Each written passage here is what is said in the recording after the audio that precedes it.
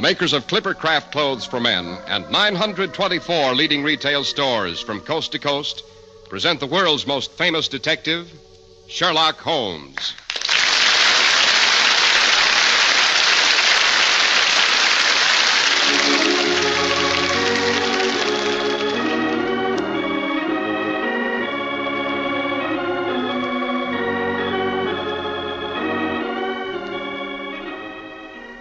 Our stories are based upon the character of Sherlock Holmes, created by Sir Arthur Conan Doyle, and the dramatizations are by Edith Miser.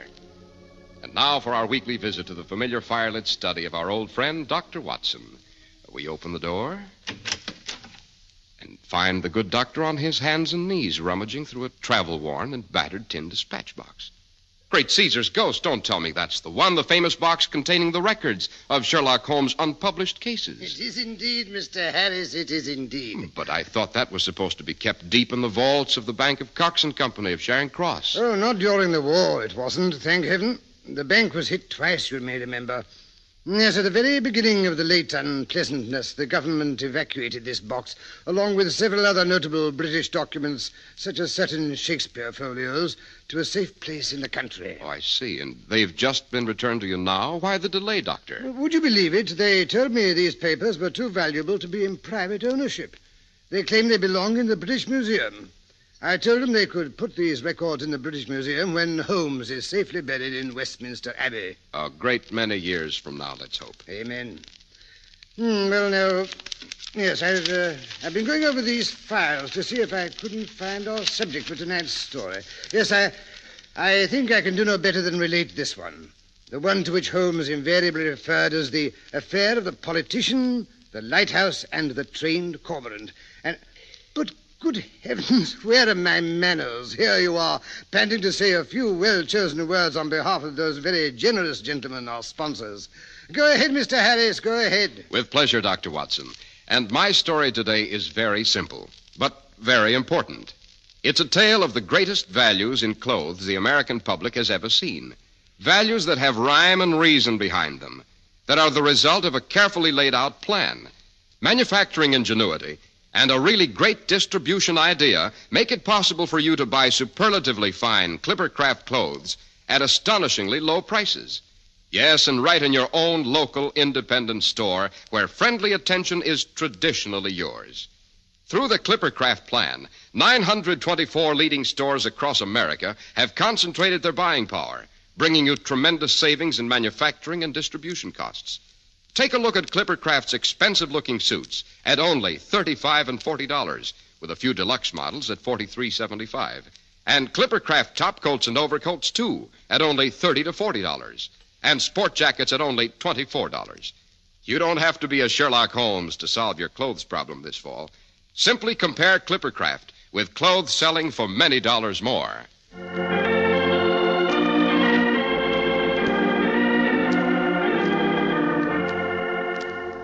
And now to get back to the politician, the Lighthouse, and the trained Cormorant. What exactly is a cormorant, Dr. Watson? A largish bird, Mr. Harris, that is inordinately fond of fish, which it dives into the water to catch. The word cormorant is of French derivation. Cor meaning raven, and marin meaning marine. Oh, yes, the raven of the sea. Sounds vaguely sinister, Dr. Watson. It was, Mr. Harris, it was indeed. This particular cormorant, whose name was Tika, was directly responsible for the death of the disreputable old baggage who, Oh, there I go, getting ahead of myself again. To begin at the beginning, it was a cold, wet November night. A Saturday night, to be exact. Holmes, overcome with the restless energy which sometimes burned inside him like a seething volcano, had insisted on a visit to the Port of London, the Chinese section of it that is so often referred to in tones of awe and terror as Limehouse. We had just turned off West India Dock Road. Against the sky rose Limehouse Church, the one thing of beauty in a sordid landscape. Yellow and brown men pattered by on slippered feet. Strange voices, whispering in strange tongues, crept out of dark corners. The air was heavy with the stench of betel nuts, shandu, and fried fish. A clinging mist crept in off the river. In the channel, a foghorn wailed like a lost soul. Holmes, what's the point of all this meandering? First up one dilapidated alley, then down the next. I'm frozen to the bone. Let's get home before someone slits our throats from behind. A nice trick if it can be done, Watson. No, a stab in the back, or perhaps a bit of thuggy with a fine silken cord would be more in keeping with this neighborhood. What's the good of all this prowling about? But, Watson, we promised Mrs. Hudson we'd bring her some tea. Some suey sen in little 2-ounce packets at 7p each. A shy little tea to fill the hour of 4 to 5 with delicate scents and dreams. The slop she's been giving us lately is enough to rot the lining of one's stomach. Well, then, let's buy the stuff and go home. That is, if you can remember where the shop is. It's just across the crazy bridge up ahead there that leads to the Isle of Dogs. A small spice shop run by my good friend Sam Ling Lee. Well, then, let's go there and get it over with. Impatience, Watson, is the curse of our Western civilization. Always in a hurry. Never taking time to taste, to savor, really to observe life. Oh, what is there worth observing in this God-forsaken district, I'd like to know? Quick, Watson, duck into this doorway. No, je ne peux pas payer. You dirty little thief, I'll fix you. Good Lord, Holmes, that man was chasing her with a stiletto. After them down the next alley.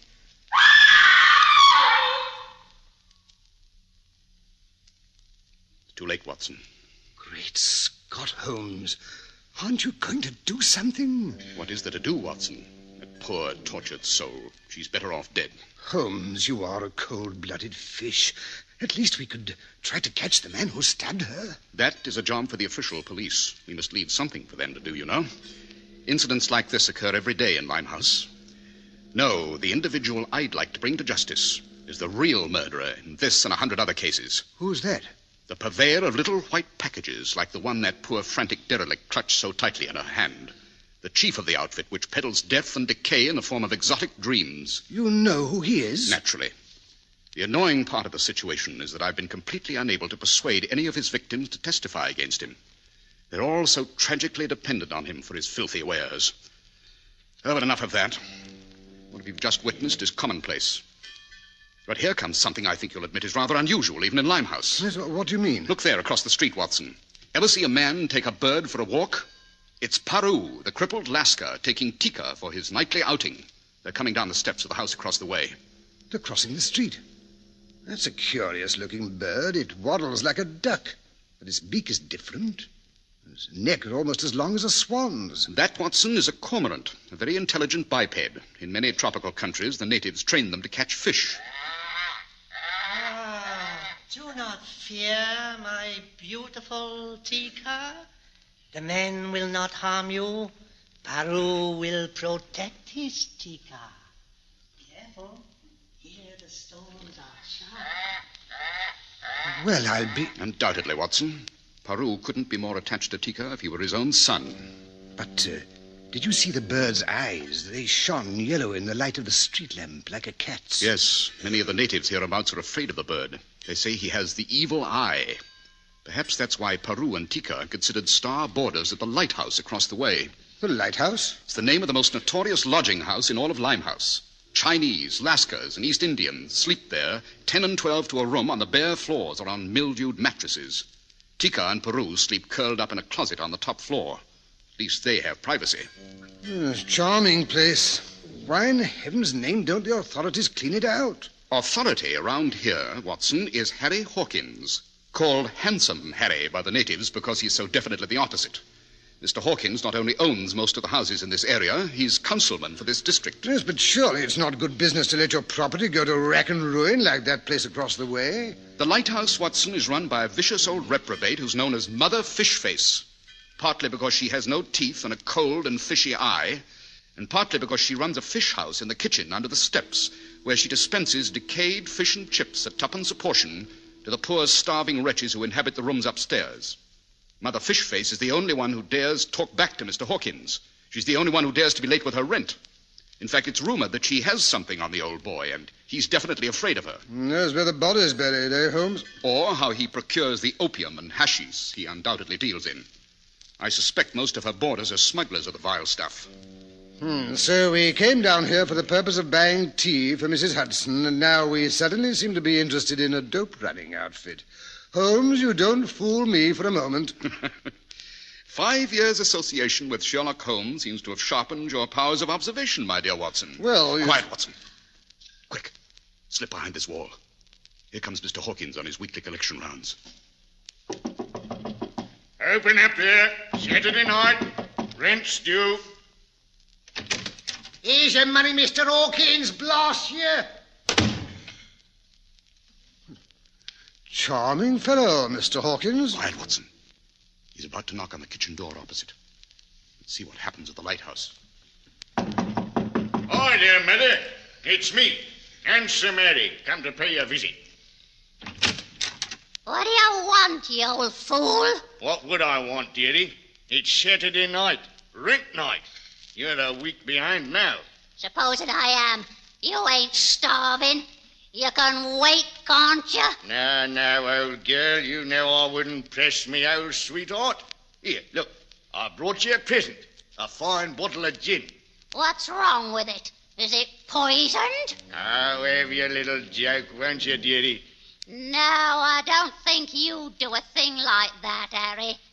The day they find me murdered, that's the day you'll wish you'd never been born. How you do run on. If anything was to happen to you, you know it'd break me heart. Wouldn't it just?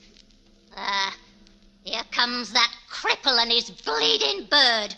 It's always sneaking into me door and making away with a fish. Them birds has a weakness for fish. Well, if he don't keep out of my kitchen, it'll be the weakness that finishes him. Hey, you there, Peru.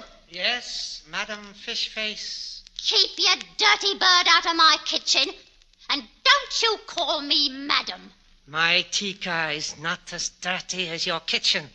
And as for your fish, I would not feed it to a swine, much less my beautiful Tika. There he goes, sticking his head in the door. Here, get out, you. Stop! Go on. Stop!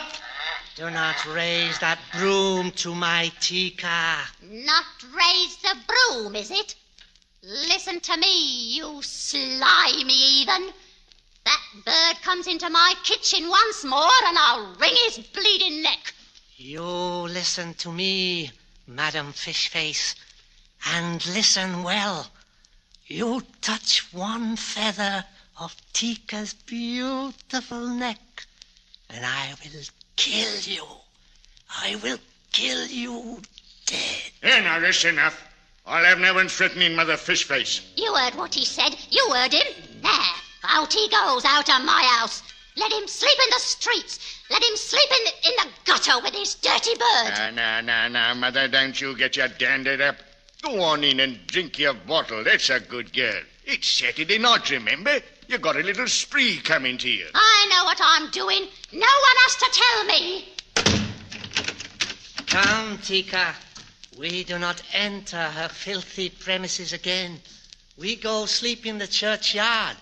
It is warmer than Madam Fishface's heart. Well, that little commotion seems to have resolved itself, eh, Mr. Holmes? I wonder. At any rate, the fog's lifted a bit. We'd better get around to Sam Lee's place before he shuts up his shop. I could do with a dish of hot tea. The dish? It'd take a gallon to warm me up. Well, come along, then. It's no good loitering at Mother Fishface's door any longer, Mr. Hawkins. I fancy she and her bottle are locked in for the weekend. Oh, and Braid. Oh, it's you. And what is the eminent Mr. Sherlock Holmes snooping around here for, eh? Snooping? My dear Mr. Hawkins, you underrate me. Dr. Watson and I were merely enjoying the local color. You have such lurid local color in this district, haven't you?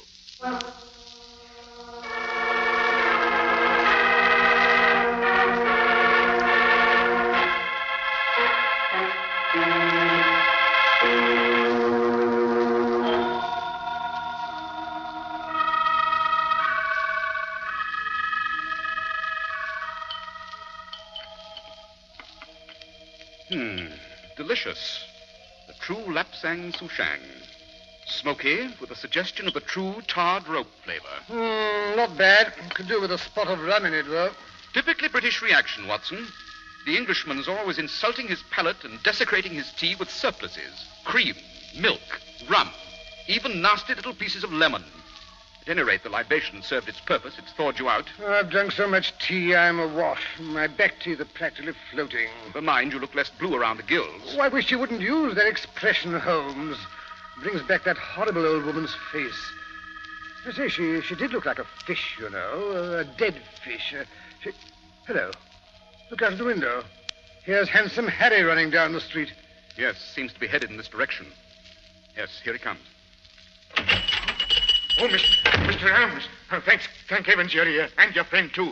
I think you said he was a doctor. Yes, I'm a medical man. What seems to be the trouble, Mr. Hawkins? You better come right away. She'll be needing you, no mistake. Who'll be needing whom? What's happened? It's Mother Fishface. After I'd finished my collections, I went back to tell her about the plumbers coming in on Monday. But the door was locked, and she wouldn't answer. Probably the result of too rapid absorption of the bottle you left behind. Oh, you're right here. Her not answering the door wouldn't upset me most times. Only tonight there's a great smell of gas leaking out around it. Gas? Hurry, Watson. Let's hope we're not too late.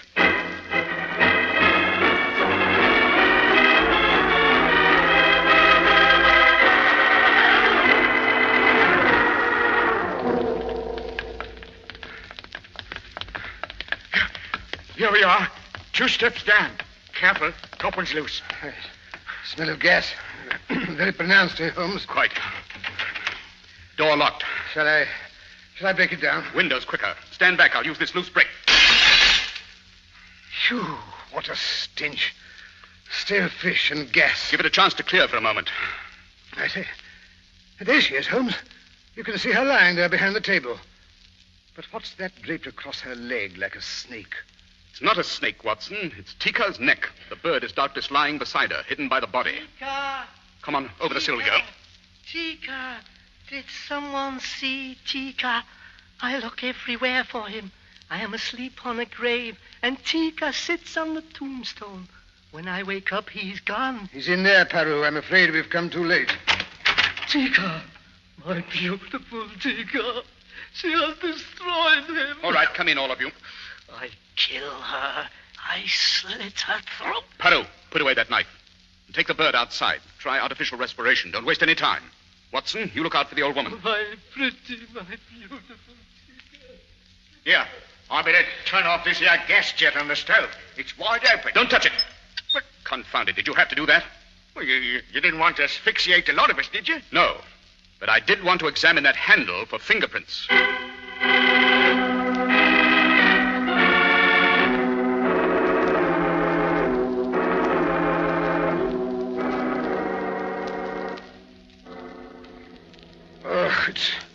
It's no go, Holmes.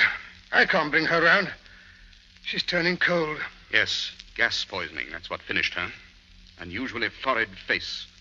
Gas poisoning complicated by cerebral thrombosis brought on by alcohol and high blood pressure. Yes, I noticed the uneven dilation of her pupils. Yes. Poor old dear. One never knows, eh, Mr. Holmes? Who'd have thought the next time I saw her she'd be lying there like that, cold as a mackerel? But if she wanted to commit suicide, Mr. Hawkins, why was only one gas jet open? Why not turn on the lot, eh, Holmes? I doubt very much if it was suicide, Watson. You don't mean it's murder? But the door was locked. No one could have got in. Well, that's right, Mr. Holmes. She never gave no one the key. It must have been accidental. Or at least that's what it was supposed to look like. What brings you to that fascinating conclusion, Mr. Hawkins? It was that bird what did it, mark my words. Time and again he knocked that gas jet open. Always old Mother Fishface would scream at him and shut it off. Only tonight, like as not, she was too drunk to notice. Drunk from the gin you brought her? I always brought her a bottle of gin on Saturday nights. It was that dirty Lascar did it. You heard him say he'd kill her. He knew she'd be drunk, and he shoved his bird in here. He did it, knowing he'd turn on the gas, reaching for a fish frying on the stove. Yes, there was a fish on the stove. But it was not frying because there's no frying pan. If there had been, the gas would have been lit, and there'd have been no chance for it to escape and fill the room. Yes, there was a fish on the stove, carefully draped across this handle. you'll notice that it's still greasy and smells rather strongly of mackerel. These scratches, I imagine, were caused by the bird's beak as he snatched at the fish, thereby pushing the handle and opening the jet. Oh, that's what I said. That dirty heathen pushed his scrawny old bird in here, knowing Mother Fishface was lying helpless drunk with no way of protecting herself. And how did he manage to push the bird in here with all the doors and windows locked? Oh, I see what you mean. And it couldn't have been murder. It was accidental, like. The bird flew himself in. And how did he manage to do that? Oh, through that little trapdoor. Up there beside the window. It's got a little swinging hinge to it. So's the fish peddler could deliver fish through it when Mother Fishface wasn't home. That blinking bird, he flew up there, he did, shoved open the trap, and flew down into the room. What happened next was just like you deduced it, Mr. Holmes. It must have been. Poor old Mother Fishface, murdered accidental by a bird. Very interesting theory, Mr. Hawkins, but unfortunately it does not jibe with the facts. What do you mean, Holmes? Simply this, Watson. The bird couldn't have flown in because it so happens that this particular member of the feathered tribe is an Anopterum harrisi, or Harris cormorant, which occurs only on the Galapagos Islands. It is entirely flightless. You mean it can't fly? Not any farther than Dr. Watson. But it did get in here somehow, Holmes. You'll have to admit that. Quite. The cormorant was introduced into this kitchen by the only person, other than old Mother Fishface, who had the key to that door. Who's that? You, Mr. Hawkins, the landlord. Rubbish. Why should I be wanting to kill the old girl? She was my best tenant. You killed her because you suspected she was going to split to the port authorities. You got wind of the fact they'd sent me down here to get her story. You can't prove it. You can't prove a blasted thing. Supposing you have got my fingerprints in that gas jet. Dr. Watson here is witness to the fact that he saw me turn it off. Is that so, Holmes? Yeah, but you'll not find my fingerprints in the lock or in the doorknob, neither. I wondered why they were wiped clean. You were here earlier this evening. Your fingerprints should have been on the doorknob. Well, they ain't now. You can't convict me on that. What about the odor of fish that clings to your hands? Too bad you chose mackerel to lure Tika. Such a smelly fish. Furthermore, the notes on the papers which Watson discovered inside the woman's bodice But Holmes, will convict you of conducting a despicable and entirely illegal trade in opium and other... Why, Mr. Hawkins, where are you going? Oh, I'm getting out. They won't get me. Now that the tech's going to lay his hands on me. Holmes, why didn't you stop him? He'll be stopped, never fear. The authorities have had the place surrounded ever since we left the tea house. Sam Lee is my go-between. Or didn't you guess? You know dashed well I didn't. Furthermore, I don't know what you're talking about when you mention the papers I found in Mother Fishface's bodice. There weren't any papers. I know, Watson. Bluff. Pure bluff. The important thing is Hawkins thinks we've found those papers. It's remarkable how talkative the average criminal becomes once he thinks the jig's up. The port authorities should have no trouble in finding out all they want to know. Yes, at last, the chief of this dope smuggling ring and the cause of untold human misery will be safely behind bars. Sir Holmes, did you hear that? Yes, it's Tika. I thought Paru might be able to bring him round. You see, he didn't have as much alcohol in his system as Mother Fishface. Let that be a lesson to you, Watson. You go to blazes.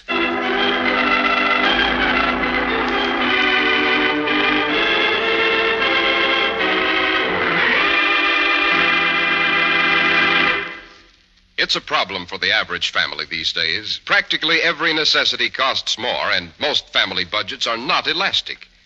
But there's one thing a man can buy today that gives him the most for his money he's ever known. Yes, even these days. Without the sacrifice of quality, you can buy really fine Clippercraft clothes for far less than ordinary clothes cost elsewhere. And in your own local independent store, where you get friendly personal attention.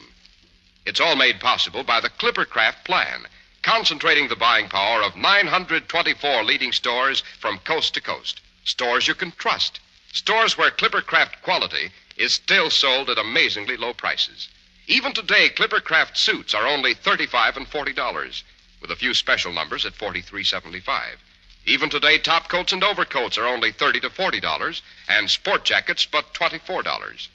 Selling beautifully tailored, expensive clothes, inexpensive in price, at the nation's finest independent stores, is the great big idea behind the Clippercraft plan. That's why men who know insist on Clippercraft clothes. So be sure to visit the Clippercraft store in your city. The leading stores in the metropolitan area that bring you Clippercraft clothes are Saks 34th, Broadway at 34th Street, Manhattan, Abraham and Straus, Brooklyn, the Boulevard Men's Shop, Kresge, Newark, New Jersey, and the B&B Clothes Shop, 16408 Jamaica Avenue, Jamaica. These great, courteous, and friendly stores are proud to add their names to that of Clippercraft in the label of your suit, top coat, sports jacket, and overcoat.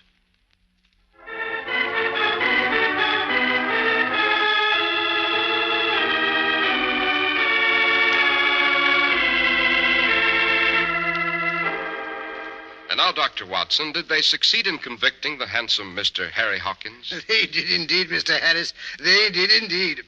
Mr. Hawkins spilled the beans, as you say, with very little persuasion. As a matter of fact, Mother Fishface did have quite a few incriminating records tucked away carefully, which we subsequently found. Hidden in an old teapot or the family flour barrel, no doubt. Hidden away in a vault in the bank in Threadneedle Street, together with a very handsome collection of English banknotes. Thrifty old gal. Who inherited the money, Doctor? Holmes saw to it that the money went to the Limehouse mission for stranded seamen. He also arranged for Peru to spend his declining years there. He even managed to wangle a permission for him to keep Tika perched on the foot of his bed. I guess there's nothing that can't be done if Sherlock Holmes sets his mind to it. I agree, Mr. Harris. Of course, I wouldn't want Holmes to know about it. When did Holmes first suspect that Hawkins had murdered old Mother Fishface, Doctor? Oh, he was pretty sure of it, Mr. Harris, when he realized Hawkins had run for a doctor without first stopping to break a window or turn off the gas. In other words, Hawkins was taking no chances the old girl might come to. That's about the size of it. And now I wonder if you'd like to give us an idea about what we can look forward to next week, Dr. Watson. Well, now, let me see. I think that next week I'll tell you how witchcraft suddenly came to life again in the west of England, and how the investigation of a fairy ring in the grass and a weather-beaten broomstick covered with medieval recipe for flying ointment led Holmes to one of the most diabolical criminals he ever encountered. I call it the laughing lemur of Hightower Heath. Sounds appropriate for what is practically Halloween. Why do you think I chose it, Mr. Harris? Why do you think I chose it?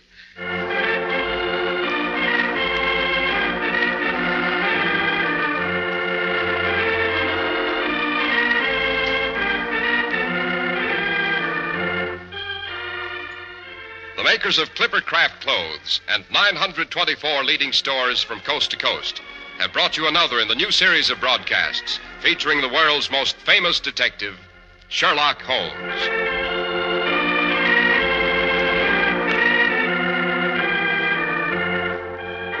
Sherlock Holmes is produced and directed by Basil Lochran, with special music by Albert Berman. Holmes is played by John Stanley, Dr. Watson by Alfred Shirley.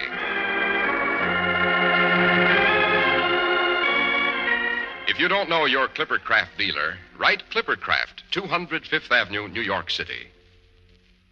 Your National Guard is destined to play a more important part than ever before in America's security plans. The National Guard offers young men regular Army pay and training without interference with their normal civilian life. If you are between the ages of 17 and 35, married or single, join your local unit of the National Guard.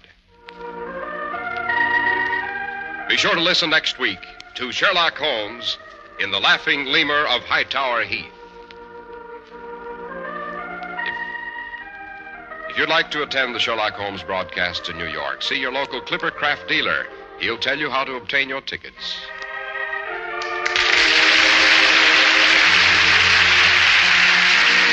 This is Cy Harris speaking for Clippercraft Clothes. This is the Mutual